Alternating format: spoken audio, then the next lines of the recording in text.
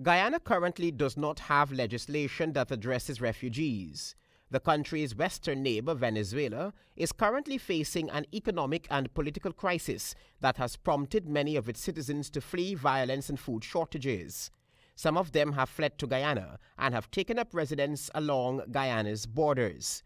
Minister of State Joseph Harmon on Friday echoed a sentiment expressed by Foreign Affairs Minister Carl Greenidge back in September of 2017 that Guyana is willing to assist the citizens of Venezuela, providing they enter the country legally. There are immigration points along our border, and therefore if you were to cross it at some other point and don't report to the police or to the immigration authority, then you will have been committed an offense.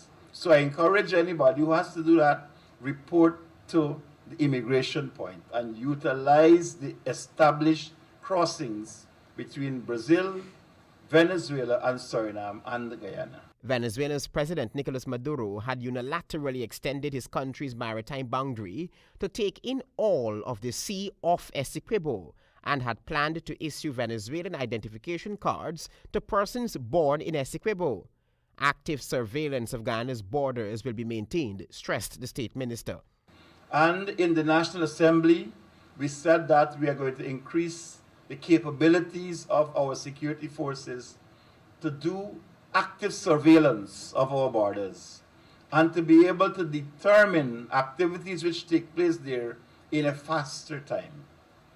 As I said, it's a large border, and therefore sometimes things happen before you can actually do something to prevent a violation of our territorial integrity.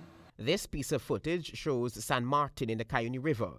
It is through here that Venezuelans and Guyanese usually make their way to Guyana at Bang Landing, as explained by these two boat operators. Well, we just work Ballahu, taxi, we call it taxi. Well, that is the work we used to do up here in San Martin, 15 years.